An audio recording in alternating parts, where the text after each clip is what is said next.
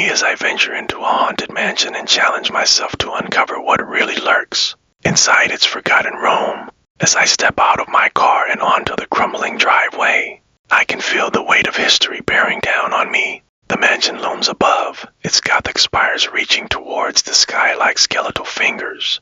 They say there's a Rome inside, hidden behind secret doors and whispered rumors. Rome that's been left untouched for decades. A Rome that carries an aura of dread and foreboding, and I'm about to find out why. Whispers of a family tragedy, of a child who died under mysterious circumstances, of a grief-stricken mother who cursed the Rome before disappearing into the night. Locals claim to have seen her ghostly figure, weeping and wailing as she searches for her lost child. Some say that on certain nights, you can still hear the sound of a child's laughter echoing from within those walls. Others whisper of dark rituals and ancient artifacts hidden away in the Rome's dusty recesses. But despite the warnings, despite the terror that grips my heart, I'm drawn to that Rome like a moth to flame. I have to know what's inside. I have to uncover the secrets that have been hidden for so long. As I stand here shivering in the cold night air, I know that I'm not alone. Those who've tried to explore this mansion before, those who ventured into the forgotten Rome and never returned. The stories are endless, each one more terrifying than the last. And yet, I'm about to take the first step into the unknown, about to open the door to that Rome to face whatever horrors lie within. Will I make it out alive? Only time will tell. This mansion has been standing for over a century, its walls bearing witness to generations of laughter and tears. From lavish parties to family gatherings, from joy to despair, it's all happened within these walls. And yet, despite its grandeur, there's an air of decay, of neglect, of secrets hidden behind the ornate mirrors and dusty chandeliers. As I make my way through the musty corridors, I can feel the weight of history bearing down on me. Every creak of the floorboards, every groan of the wooden panels, seems to whisper secrets in my ear. I pass by Rome after Rome, each one a testament to the mansion's storied past. In the grand ballroom, I find evidence of long-forgotten parties, the chandeliers still intact, its crystals refracting the faint moonlight that filters through the grimy windows. In the kitchen, I discover ancient cooking utensils, their wooden handles worn smooth by generations of cooks. And in the library, I stumble upon dusty tomes, their yellowed pages whispering secrets of forgotten lore. And yet, despite the beauty of this mansion, despite the sense of history that permeates every stone and every beam, I know that I'm not here to sightsee. I'm here to uncover the truth about that forgotten Rome. As I push open the creaking door, a wave of fear washes over me. The air inside is heavy with the scent of decay, of rot, of something long forgotten. And then, I see it. A single flickering candle casting eerie shadows on the walls. A small, ornate box adorned with symbols of protection and warding. And in the center of the room, a single leather-bound book. Its pages open to a passage that makes my blood run cold. The words are in Latin, but I can translate them. They speak of an ancient entity, of a being that defies the laws of nature, of a terror that lurks just beyond the veil of reality. And as I read those words, I know that I've stumbled upon something much bigger than a simple haunted Rome. I've uncovered a doorway to a world beyond our own. As I emerge from the mansion, the darkness of the night seems to closing in around me. I know that I'll never be the same, that I've seen things that can't be unseen. The forgotten Rome has given up its secrets, and I'm left to wonder what other terrors lie in wait.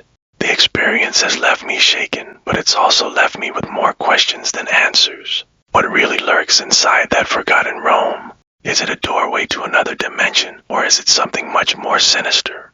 The truth may never be fully known, but one thing is certain. I'll never forget the horrors that I've witnessed tonight.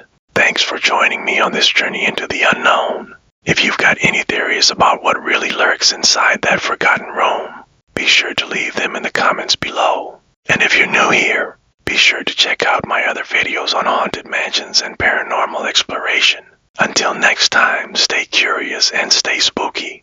As I stepped out of my car onto the crumbling driveway, the wind carried a strange chill that snaked up my spine.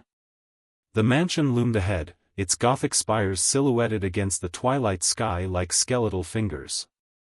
I could feel the weight of history pressing down, as if the very ground remembered every moment of tragedy, horror, and despair that had taken place within those walls. They said there was a room inside, hidden behind the whispers of those who dared speak of it, a room untouched for decades. And now, I was standing at its threshold. I hadn't planned on visiting this place.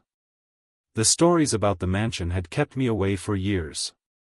But lately, something had been gnawing at me, tugging at the corners of my mind like an invisible hand. They whispered about a child who had died under mysterious circumstances, the mother's grief so intense she cursed the room before vanishing into the night. No one ever saw her again, but many had heard her ghostly cries echoing through the mansion. Despite the warnings, despite the dread that hung in the air like a thick fog, I felt drawn to that room. The locals claimed that people who ventured inside had never come back. Something waited there, something older than the mansion itself, lurking in the shadows and biding its time. I had to know why. The mansion had stood for over a century, its walls silently observing countless moments of joy and terror.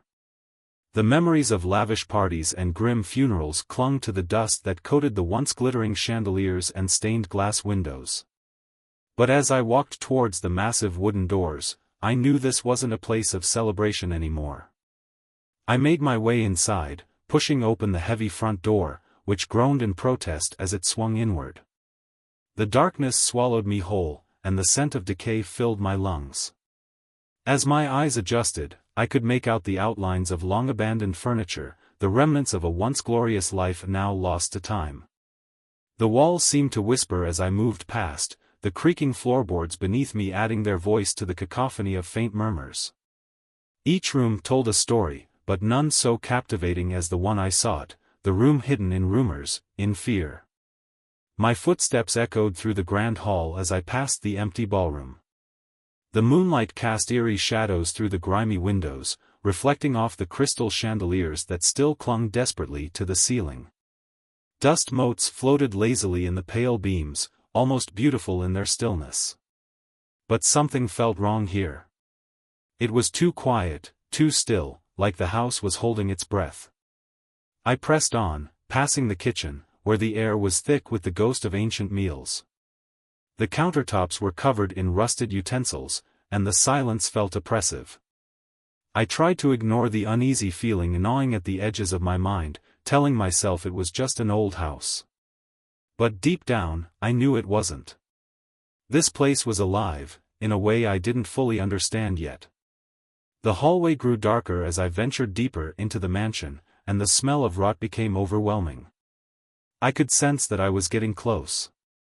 My heart pounded in my chest as I reached the base of a grand staircase, its steps worn from the weight of countless feet over the years. But the moment I touched the banister, a chill surged through me, like ice in my veins. I hesitated, my breath catching in my throat. I thought I heard something, a distant sound, almost like a child's laughter, but it faded as quickly as it came. My hand trembled as I grasped the wooden rail, and I forced myself to take the first step. The second floor was worse. The air was heavier, the darkness more suffocating. Every creak, every shift of the wood beneath my feet, felt like the mansion itself was watching, waiting. I passed door after door, each leading to a forgotten room, their secrets sealed away. But I knew where I was going. And then, I saw it, a door at the end of the hall, slightly ajar, as if waiting for me. My heart thundered in my chest as I approached, the dread growing with each step. The air around the door was cold, unnaturally so, and a faint humming sound filled the space, like something whispering just beyond the threshold. I pushed open the door. The room was small, almost claustrophobic. In the center, a single flickering candle cast long, dancing shadows on the walls. The floor was covered in dust, untouched for decades, save for the faint outline of a circle drawn in some kind of dark substance. Symbols, old, ancient, decorated the floor around the circle, their meanings lost to time. But in the center of it all, a small, ornate box sat upon an altar, and next to it, an open book. The book's pages were yellowed with age, but the words were clear enough. They were written in Latin, and I knew enough to translate, "Do not disturb the slumber of the one beyond the veil, for they do not forgive, and they do not forget. My breath hitched. The candle flickered, and for a moment, I thought I heard something move in the shadows behind me. I spun around, but the room was empty, except for the growing feeling that I was no longer alone. And then, I heard it again. A child's laughter, this time closer, more distinct. The hair on the back of my neck stood on end as the shadows in the room seemed to stretch, elongating into grotesque shapes. The laughter echoed around me, bouncing off the walls, growing louder, more twisted. I took a step back, heart racing, eyes darting to the door. But it was too late. The door slammed shut with a deafening bang. The candle went out. And the laughter stopped. The darkness was immediate and absolute. The candle, now extinguished, left me in a thick, oppressive void. My breath was shallow, almost non-existent, as if the very air had been sucked out of the room. Panic swelled in my chest, and I instinctively reached out, feeling for anything solid, anything real, that could anchor me in this suffocating blackness. But all I found was cold air. The room seemed to shift around me, like the walls were moving, breathing. My fingers grazed the surface of the altar, its stone cold and smooth beneath the layer of dust. I kept telling myself it was just an old, forgotten place, nothing more than shadows and tricks of the mind. But I could feel something else, something watching from the darkness. The weight of unseen eyes bore down on me, and my skin crawled with the sensation of being observed. Suddenly, the faintest sound pierced the silence. A soft, rhythmic tapping. It was so quiet at first that I thought I might have imagined it.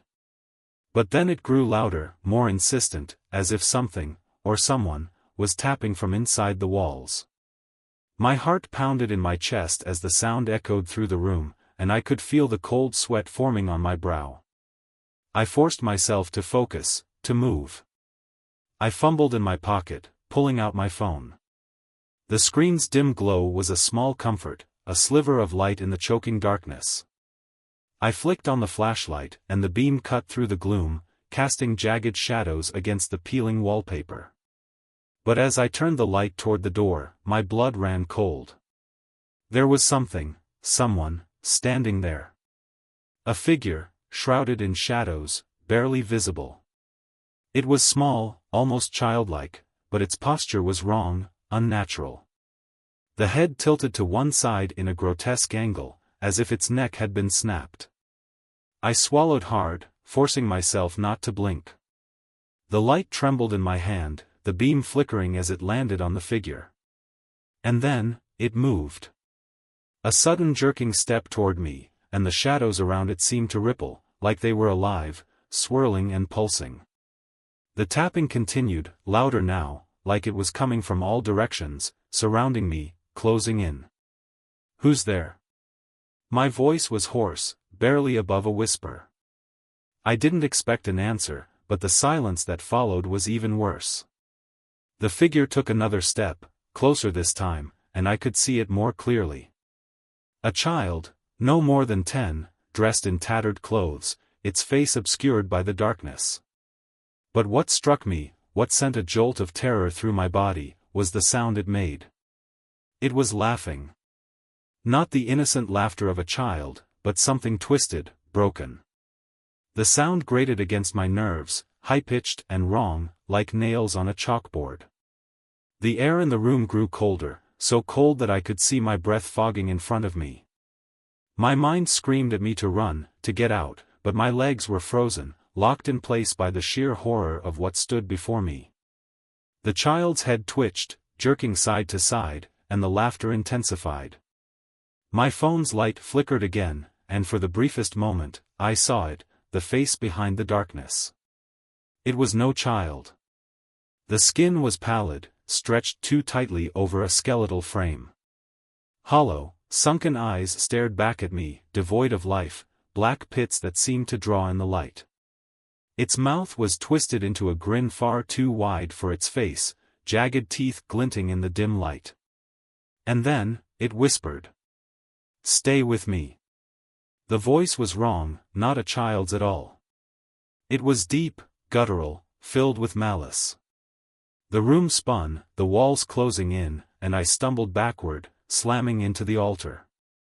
The ornate box on top teetered, then fell to the floor with a heavy thud. The tapping stopped abruptly, and the air grew still, unnaturally so. I scrambled to my feet, my heart racing, adrenaline surging through my veins. I had to get out. I had to leave now. But as I turned toward the door, my path was blocked. The figure was right in front of me. I staggered back, gasping for breath. My flashlight flickered again, then died completely, plunging me into total darkness. I could hear the thing breathing now, slow and deliberate, like it was savoring the fear radiating off me. And then, a low voice echoed through the room, soft but commanding, like it came from the very walls themselves. "She waits for you." I didn't wait to find out who she was. I lunged for the door, my fingers scrabbling at the handle, desperate to escape. But the wood was cold, slick, like it was covered in something wet. My grip slipped, and in the darkness, I heard that awful laugh again, closer this time. Something grabbed my wrist. I screamed, pulling back with all my strength, but the grip was like iron. Cold, skeletal fingers wrapped around my arm, pulling me toward the center of the room. My legs kicked out, my shoes scraping against the floor, but I was being dragged, the force behind it inhuman. I was pulled toward the altar, toward the circle of symbols that glowed faintly in the dim light. And then, out of the darkness, I saw her. The mother. She stood at the edge of the room, shrouded in shadows, her eyes wide and filled with unspeakable grief. Her mouth moved soundlessly, her hands trembling as she reached toward me. Her presence filled the room with a suffocating sadness, and in that moment, I understood. This wasn't just a haunting. This was something far older, far more malevolent. The room wasn't cursed, it was a prison. A prison for something that should never have been woken. The child, the figure in front of me, tightened its grip. And then, as I stared into the black void of its eyes, it whispered again. "Stay with us." The world spun, and the darkness swallowed me whole. The darkness was thick, choking, like I had been submerged in an inky abyss. I couldn't move, couldn't breathe, and the cold fingers still clamped tightly around my wrist seemed to pull me deeper into the void. Panic clawed at my throat as the room, the world, seemed to collapse around me. That laugh, the child's twisted, high-pitched laugh, still echoed in my ears, ringing louder and louder until it was all I could hear. Then, just as suddenly, the grip released. I gasped, stumbling forward, my knees buckling beneath me as I collapsed onto the cold floor. I sucked in lungfuls of air, my entire body trembling with fear. For a moment, all was silent. The darkness still pressed in on me, but the sound had stopped, the tapping, the laughter, the whispers, all of it was gone.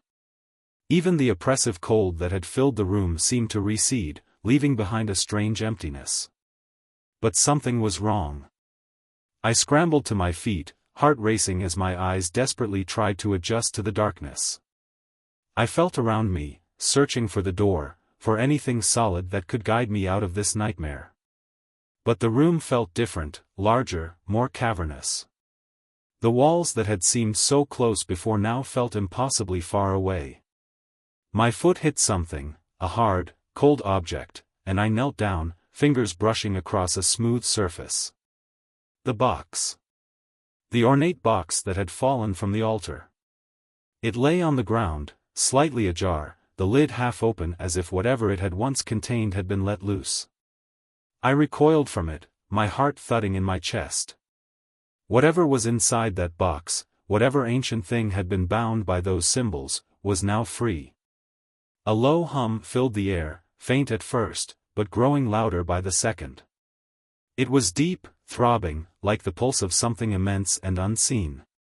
The ground beneath my feet began to tremble, ever so slightly, and I felt a cold draft sweep across my face.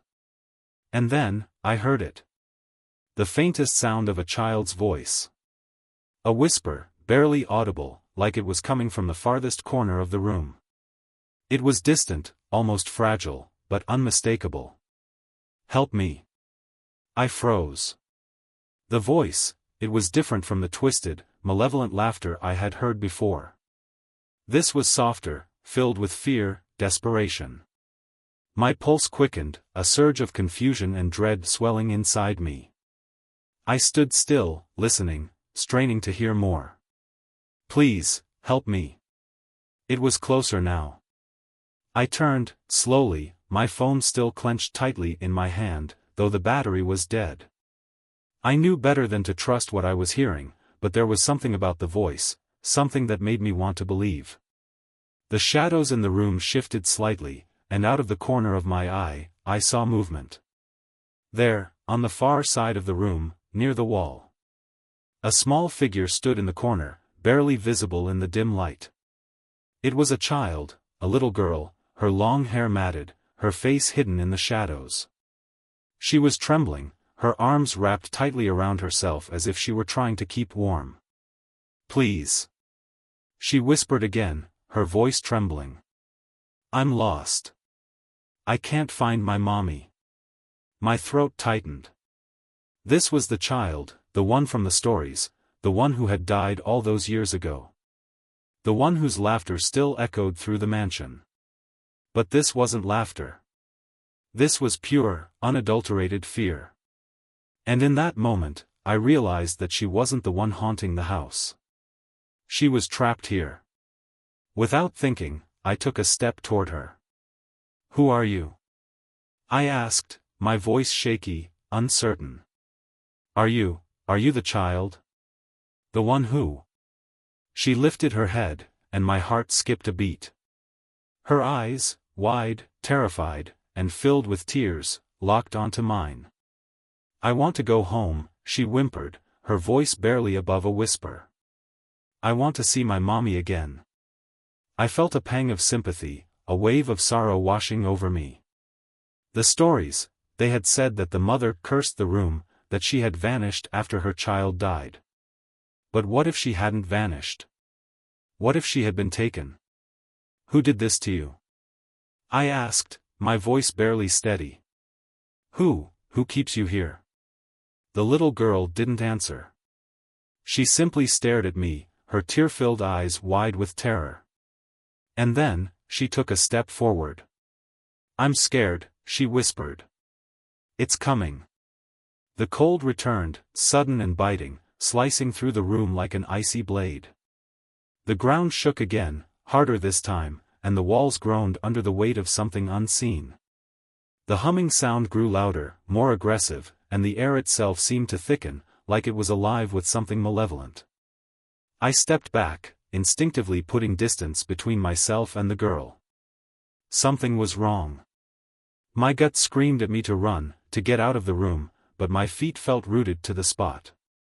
A low growl echoed through the darkness, deep and guttural, and I felt the hairs on the back of my neck stand on end. The shadows in the room began to move again, but this time they weren't just shifting, they were crawling, writhing like they were alive. And then, out of the darkness, I saw it. A figure.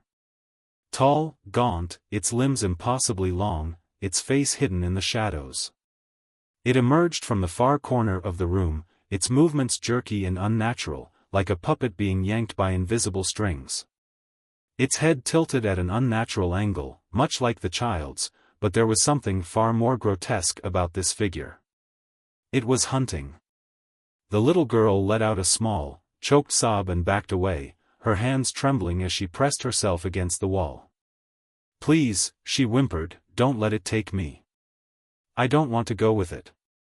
The thing took another step forward, its form barely visible in the darkness. But I could see its eyes, black, hollow, and filled with an ancient, unspeakable hunger. I tried to move, to scream, to do anything, but the cold paralyzed me.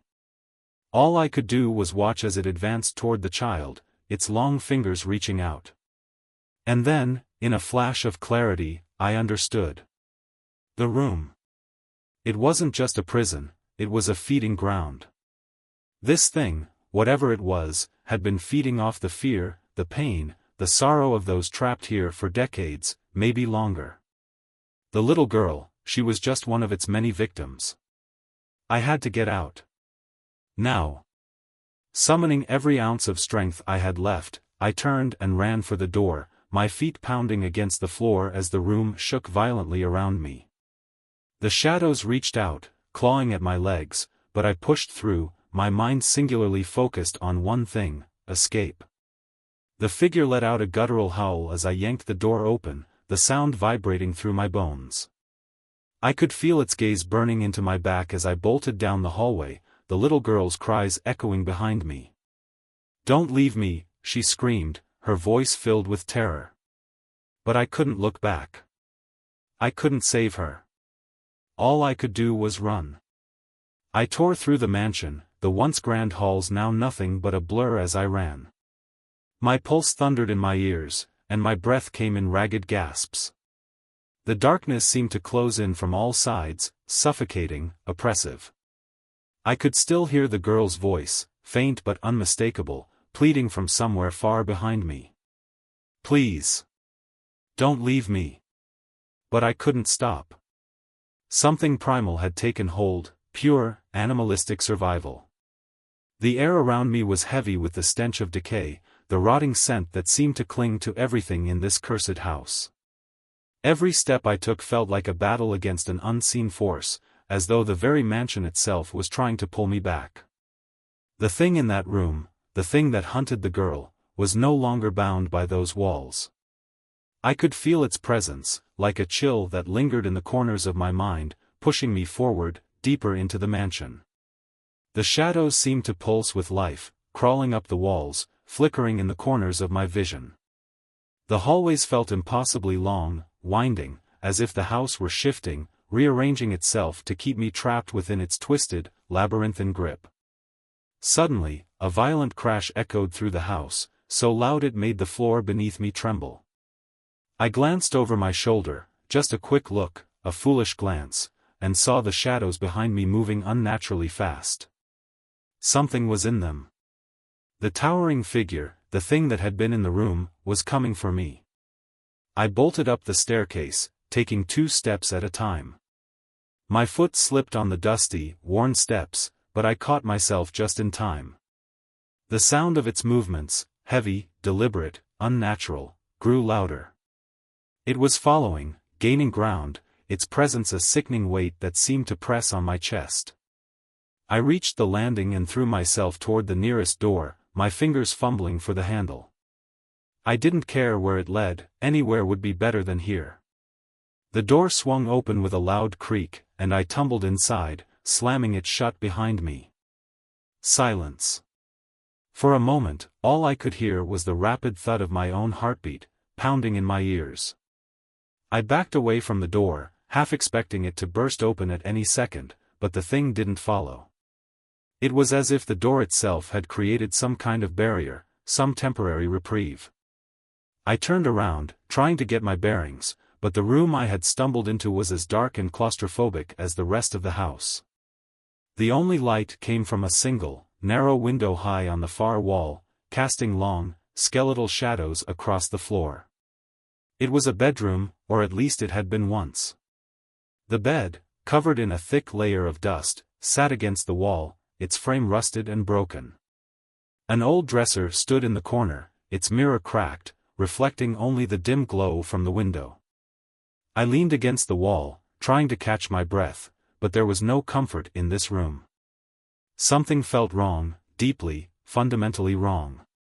It wasn't just the darkness, or the decay, or the unnatural silence that pressed down on me. It was something deeper, something ancient, lurking beneath the surface of this place. A faint sound reached my ears, a soft scratching, barely audible, like something clawing at the walls. I held my breath, listening, trying to pinpoint where it was coming from. It grew louder, more frantic, and I realized with a jolt that it was coming from behind the dresser. No. From inside the wall. A wave of cold dread washed over me as the scratching intensified. It sounded like nails, scraping, desperate.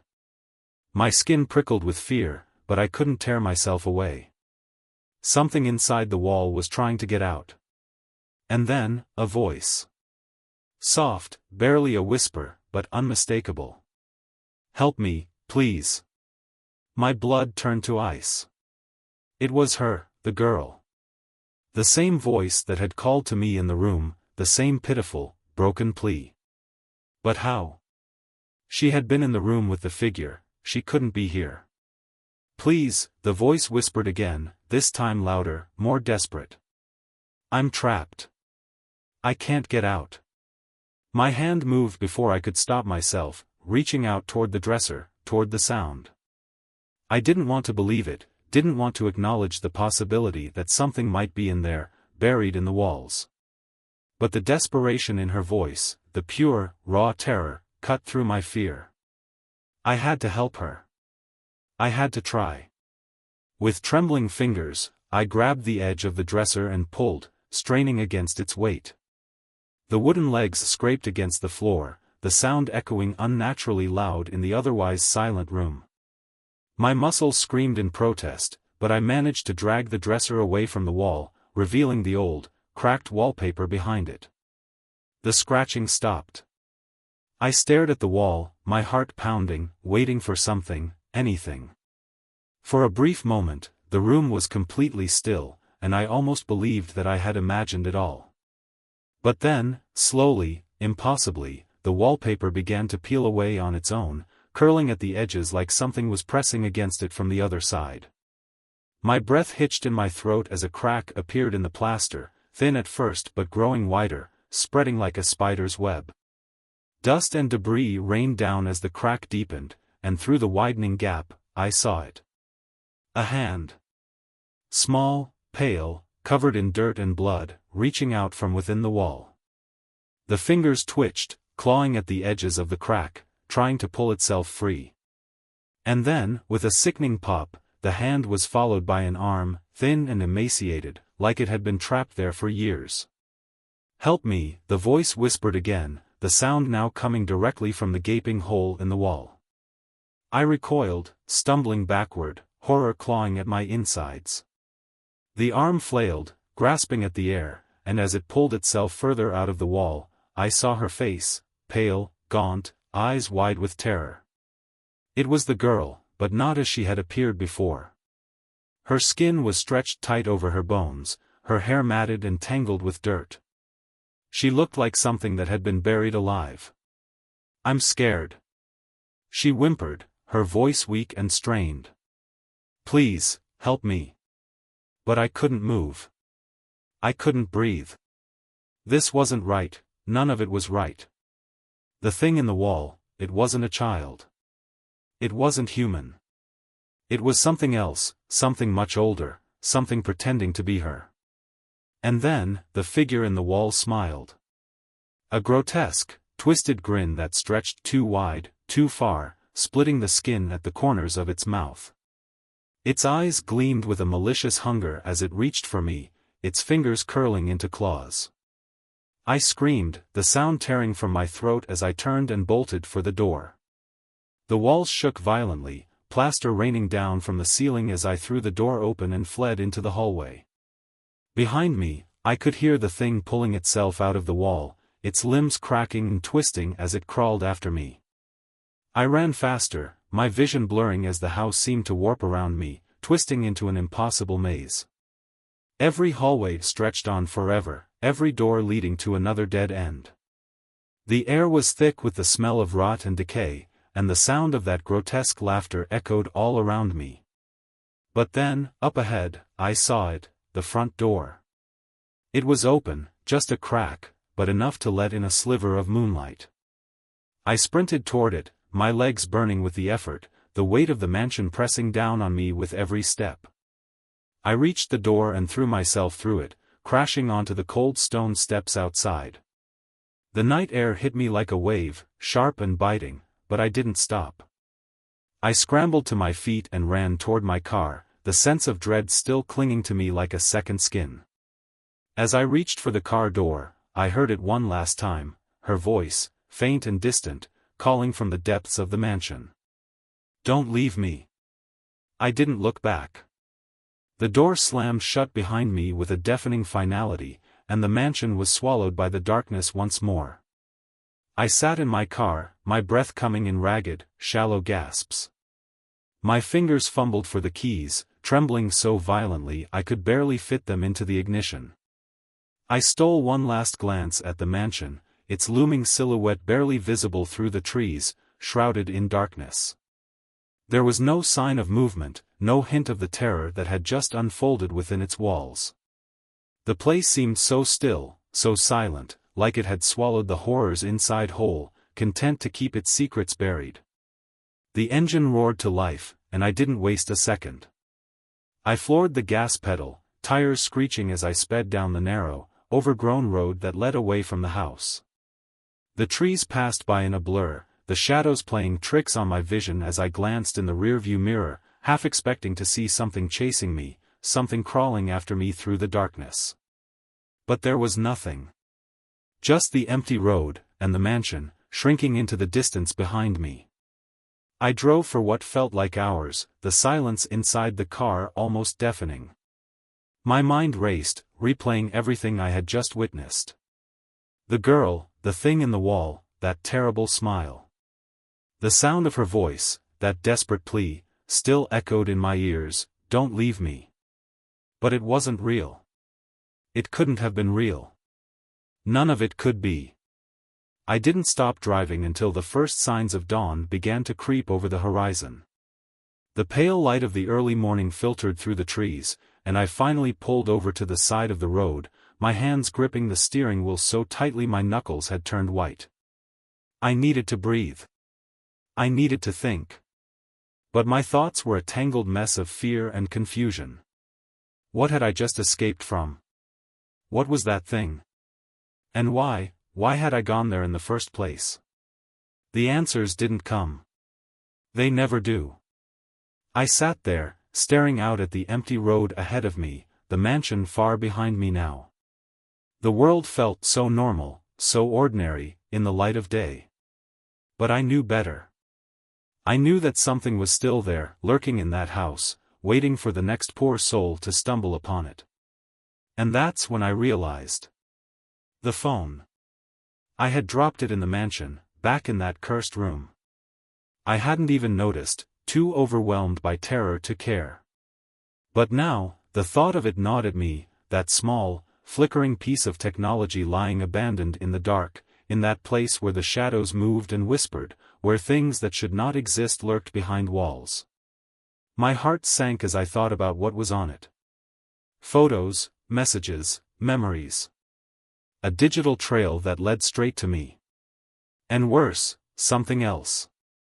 I had taken a photo, hadn't I? When I first entered the room, when I found the candle and the book, when everything still seemed manageable. I squeezed my eyes shut, trying to block out the thought, trying to forget. But I couldn't. I could still see it so clearly in my mind's eye, the leather-bound book, the symbols scrawled on the floor, the ornate box lying open next to it. And the photo I'd taken. What had it captured? A chill ran down my spine. I fumbled for my pockets, almost laughing at myself for thinking I could pull out the phone, check the image, and make sense of it all. But of course, the phone was gone. Gone, left behind in that godforsaken room. I felt a surge of panic, the urge to turn the car around, to go back and retrieve it. But the very thought of stepping foot in that mansion again made my skin crawl, made the bile rise in my throat. I couldn't go back. Not after what I'd seen. But then, what if someone found it? What if someone else went there, drawn by the same twisted pull that had led me there in the first place? What if they found my phone, and more importantly, what if they saw the picture? What had I captured in that split second before everything went wrong? What was lurking just beyond the veil of reality, waiting to be seen? I couldn't let that happen. My hands were shaking as I gripped the steering wheel, my mind racing in 1,000 directions. I couldn't go back. I shouldn't go back. But there was a part of me, a sickening, curious part, that felt the pull of the house again. I had seen something. I had uncovered something. And now, like a moth to a flame, I couldn't tear myself away.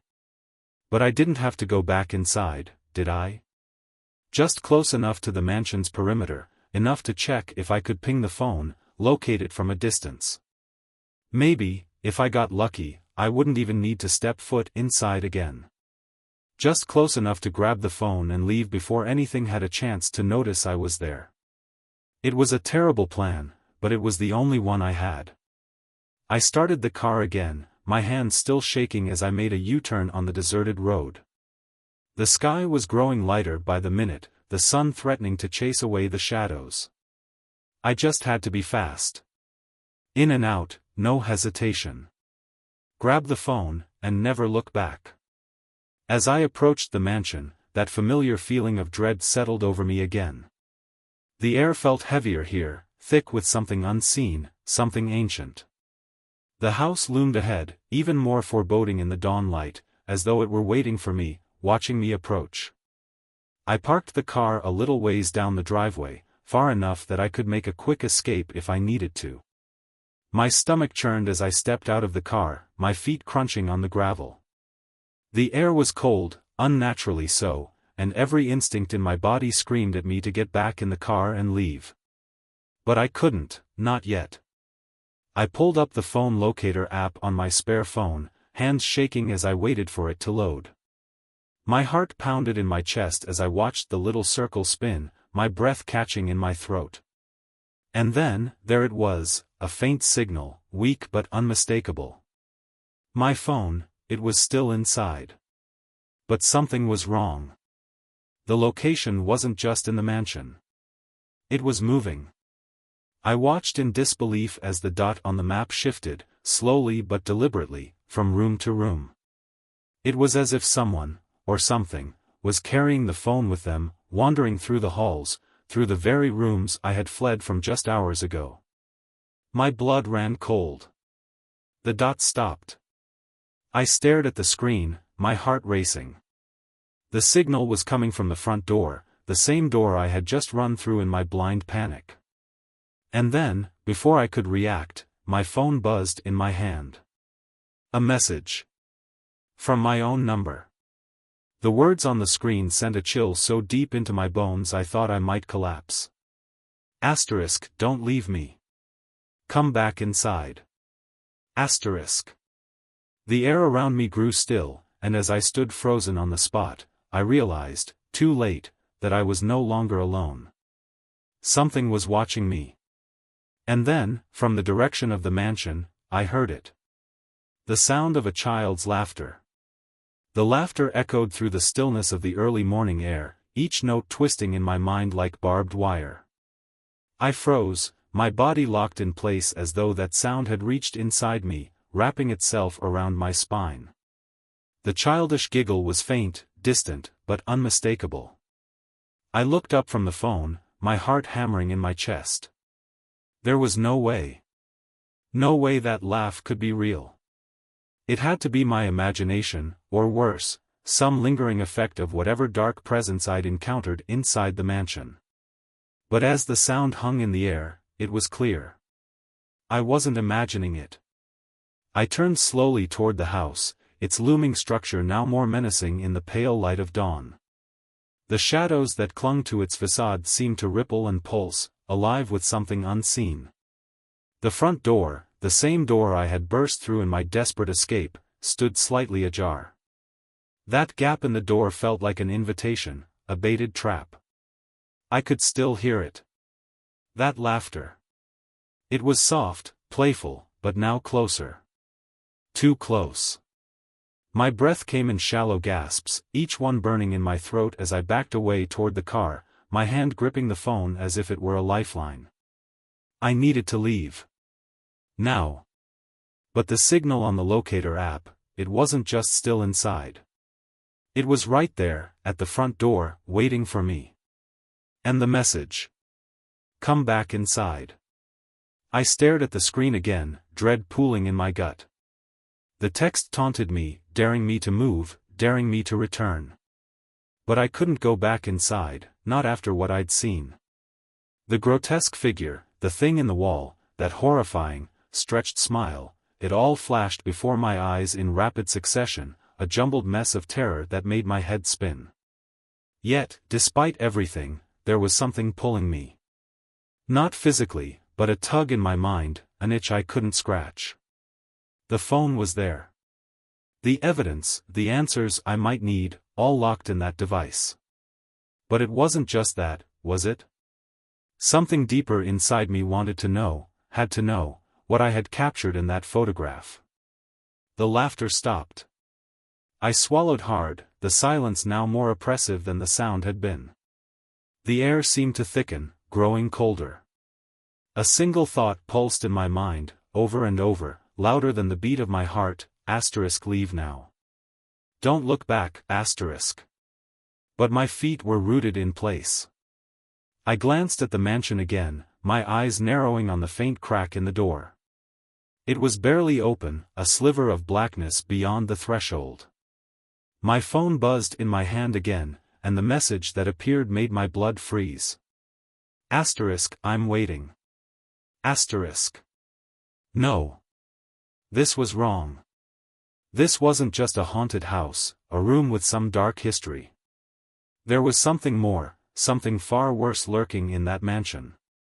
The thing I had seen, the child, the creature that had worn her face, this wasn't about a simple haunting. This was something older, something hungry. I couldn't shake the image of the box, the one on the altar with those ancient symbols scrawled around it. Whatever had been inside that box was free now, wandering the halls, feeding on the fear, the pain, the desperation of the living. The wind picked up, rustling the trees around me, sending a chill down my spine. I knew, deep down, that if I stepped foot inside that house again, I wouldn't be leaving. I'd be another victim, another lost soul trapped within its walls. Just like the others. Just like the little girl. But, what if it wasn't a choice? What if it had already marked me? I stepped forward, almost against my will, my body trembling as I neared the front steps. Every fiber of my being screamed at me to stop, to turn around and run, but my feet moved anyway, drawn by that invisible pull. My pulse quickened as I approached the door, the weight of the mansion's presence pressing down on me. The shadows inside seemed thicker now, darker, as if the house was alive, watching me, waiting for me to cross the threshold. My hand shook as I reached out for the door, my fingers brushing against the cold wood. The air grew heavy, thick with anticipation. Then, a faint sound, a soft, almost imperceptible whisper, floated out from the darkness beyond the door. Don't leave me. My heart lurched. It was her voice, the girl. The same haunting, pitiful whisper that had begged for help inside the room. She sounded so small, so terrified. But I knew better. This wasn't the voice of a child. This was something else, something much darker, using her voice to lure me back in. The realization hit me like a wave, but it didn't stop me. It couldn't stop me. I took another step forward, the door creaking open wider, revealing the dark hallway inside. The familiar smell of rot and decay hit me, making my stomach turn.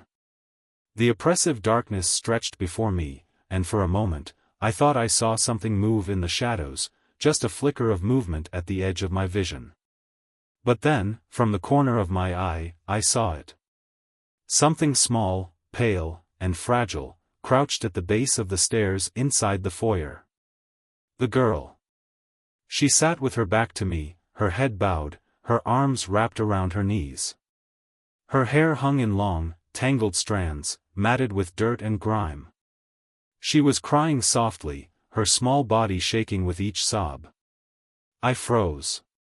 My instincts screamed to run, but there was something about her, something different this time. She wasn't laughing. She wasn't smiling. She was just sitting there, so small, so broken, like a lost child. Please. She whispered, her voice trembling. I'm so scared. I stood in the doorway, my mind spinning. The girl didn't move. She just sat there, huddled at the base of the stairs, crying quietly. I should have run. I should have slammed the door and driven away without looking back. But I couldn't leave her there, alone, could I?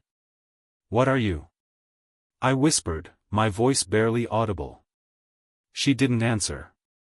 She just rocked back and forth, her sobs growing louder, more frantic. A horrible feeling crept over me, an icy realization that this was wrong, all of it. This wasn't just fear or grief, this was something much worse. I took a step back, my heart pounding in my chest. Please, she whispered again, and this time, her voice shifted, lower, darker, more guttural. Stay with me, forever. The words sent a bolt of terror through me, and I stumbled back, my foot catching on the threshold. The girl's head snapped up suddenly, and her face twisted into that same grotesque grin, her eyes black pits of nothingness. The laughter returned, louder, shrill, echoing through the empty halls of the mansion. The door swung open wider, as if the house itself was inviting me inside, daring me to step back into the nightmare. I bolted, my legs finally obeying the panic that had taken hold of me. I ran back to the car, throwing myself into the driver's seat, and slammed the door shut. My hands fumbled with the keys, and the engine sputtered to life. As I sped away from the mansion, I glanced in the rearview mirror one last time. She was standing in the doorway, watching me. That smile, that awful, twisted smile, still etched on her face. And then she raised her hand, slowly, and waved. The laughter followed me all the way down the road.